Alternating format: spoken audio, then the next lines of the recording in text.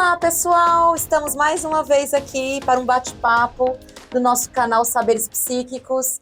Aqueles que não se inscreveram, lembre-se de se inscrever, compartilhar para os amigos, né, Cris? Isso mesmo, ativar o sininho de notificação e também nos acompanhar lá no Instagram, viu? Hoje estamos com um tema muito interessante, TDAH. Nossa, tá em alta, né? Está em alta. Muito evidenciado esse tema. Bora conversar um pouquinho sobre ele, né? Sim. O que é o TDAH? Transtorno de déficit de atenção e hiperatividade. Hoje nós vamos conversar de assuntos muito comuns, cotidianos, que pode acontecer no ambiente de vocês, com as pessoas que estão próximas a vocês, mas nós vamos convidar aqui conosco uma neurologista especialista para poder discutir mais os sinais e os sintomas, né, Cris? Isso mesmo, e o tratamento, inclusive, E né? o tratamento. Por que isso? Porque é um transtorno complexo que hoje tem muita evidência. Está, e isso gera até um risco, né? Sim. Lívia, a gente gostaria de conversar justamente sobre esses riscos, né? Porque o que está acontecendo, né? As pessoas têm diagnosticado muito o TDAH, né? E muitas vezes, principalmente os pais, né? As crianças têm sido diagnosticadas nas escolas e tudo mais. E às vezes os pais se assustam, né? Porque não entendem muito bem o que é o TDAH. E aí, seu filho é diagnosticado, desculpa, com TDAH. Aí pronto, né? A mãe fica assustada, fala, o que é isso? Meu filho tem algum problema, né, mental, enfim, né? E aí a gente precisa ter atenção sobre isso e entender, né, até que ponto isso é um transtorno e até que ponto não é, tá? Então, o que a gente quer trazer é justamente esse nível, né, que a gente precisa entender, né, até que ponto é uma doença, um transtorno, desculpa, ou não, e aí procurar realmente um profissional para que esse profissional oriente os pais, para que eles entendam, né, o que é o TDAH, os sintomas, se realmente o filho tem TDAH, se não tem, qual é o nível, se precisa de tratamento, tudo o que é necessário, porque os pais vão se tranquilizar, e isso é importante. Então, o que nós vamos sugerir para vocês que estão nos seguindo neste canal? Que vocês insiram questionamentos, dúvidas, para que nós possamos fazer um levantamento, principalmente dos questionamentos que vocês têm em relação ao TDAH. Agora, o que nós temos que pensar é sobre sinais e sintomas. Todas as vezes em que nós vamos fazer um diagnóstico, é extremamente importante elencarmos os sintomas. Sintomas são o quê? São percepções subjetivas. São percepções que o sujeito possui do seu próprio corpo, do seu próprio comportamento. E os pais, vamos pensar nas crianças, os pais acompanham, conhecem o ritmo dos seus filhos, mas a própria criança também pode relatar o que ela sente, o que ela percebe, assim como o adulto. Hoje nós temos muitas evidências também de adultos que têm TDAH. Porque há muitos anos atrás não se falava nesse diagnóstico. Não mesmo. Não tinha esse diagnóstico. Era desconhecido. E hoje está em alta. E essa questão de estar em alta, a gente tem que tomar cuidado para não psicologizar, para não psiquiatrizar, né? O que muitos profissionais têm feito.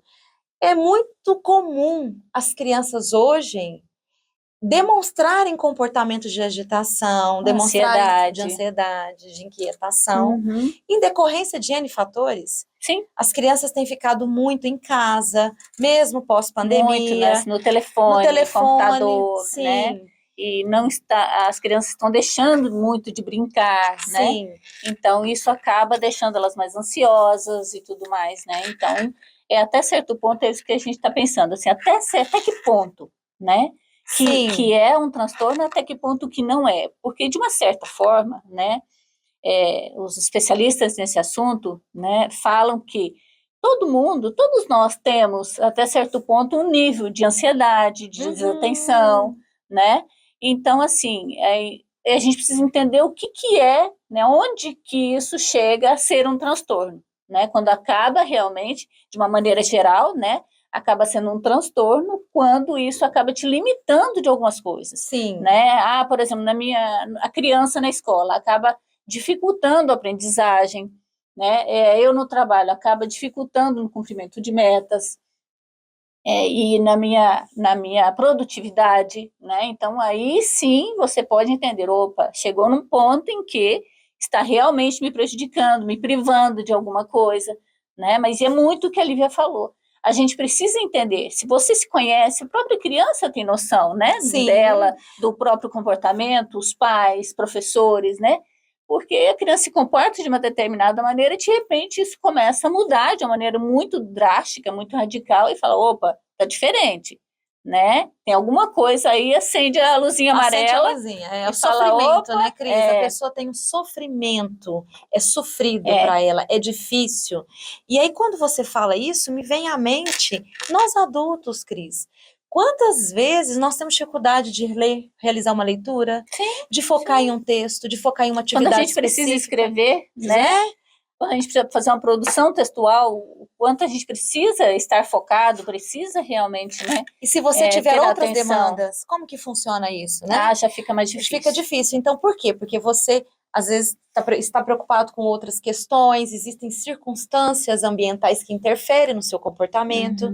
Eu gosto muito de um teórico social, Lewin, que ele fala que o nosso comportamento é o reflexo da nossa personalidade em relação ao ambiente no qual nós estamos inseridos. Exatamente. Né?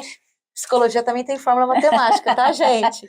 C é igual a P vezes M, né? O nosso comportamento é o reflexo da nossa personalidade em relação ao ambiente no qual estamos inseridos. Que o ambiente interfere muito. Então, né? Como estão as escolas hoje, Cris? 40, 50 crianças. É um local chamativo? É um local atrativo?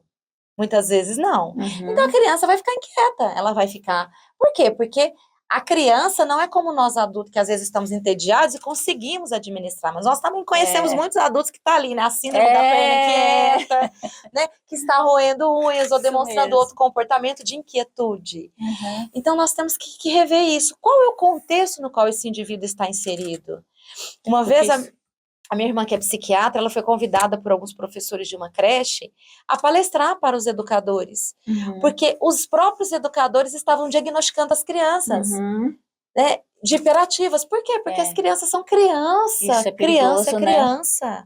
E ela foi palestrar sobre isso. Por isso que a gente precisa somente tomar um muito médico, cuidado. gente, pode fazer um diagnóstico de hiperatividade. Por isso que a gente vai convidar um profissional especialista para falar os sintomas, para falar os sinais, para vocês poderem entender e conseguir buscar ajuda se for necessário. Exatamente. Se não for, às vezes é um sintoma X, que tem a ver com a adolescência, tem a ver com a determinada circunstancial, né? Sim. Essa desatenção, essa ansiedade, várias pessoas podem estar acontecendo assim, eu estou, não, é um momento que eu estou com ansiedade, Sim. né? É circunstancial, não é algo fechado. Não é um diagnóstico ali fechado, você tem TDAH, você vai ter TDAH para o resto da vida. Não é assim.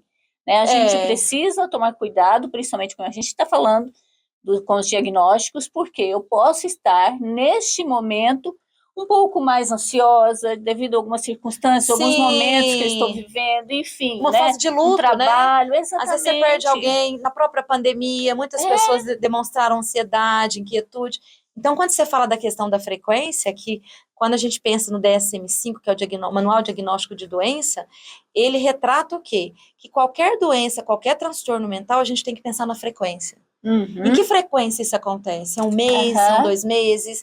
Para poder fechar um diagnóstico. Sim. Porque pode ser que a pessoa perdeu um ente querido, uma criança, um adolescente. Sim. E está ali agitado, está ansioso, então isso é decorrência de um luto. Exatamente. E não porque a pessoa tem TDAH. Exatamente. Né? Circunstancial. Então depende do contexto. Por isso, é extremamente importante a gente se atentar aos sinais, né, Cris? Exatamente. Como eu estou, o que eu estou sentindo, o que o outro sente, como o outro está. É olhar para si, né? Se está acontecendo comigo, é olhar para si e entender, né, o seu comportamento ali, o nível de sofrimento que esse comportamento está te causando, a intensidade, né? Se for com alguma criança, seu filho, enfim, você é o mesmo processo, né? Olhe para a criança, entenda aquele comportamento, como você conhece, está muito diferente do que era, né? Como mudou, com que intensidade isso mudou, para realmente você entender, conversar com a criança e, de repente, aí sim, procurar, né, um profissional para que ele possa te ajudar no diagnóstico, se for necessário, alguma medicação, enfim. Aí é o profissional que realmente vai nos dizer isso. Sim. Certo? Ok? Compartilhem aí o nosso vídeo e não se esqueçam de inserir questionamentos, sugestões, o que vocês têm dúvidas sobre o TDAH. Nós vamos trabalhar no movimento aí de mão dupla. Isso né? mesmo. Vocês inserem, coloquem, a gente traz para vocês, para a gente conversar um pouquinho, discutir sobre isso. A gente vai trazer uma profissional que vai falar, né, esclarecer todas as dúvidas de vocês. E as nossas também. E as nossas também. Tá bom? Um abraço, até a próxima. Até a próxima.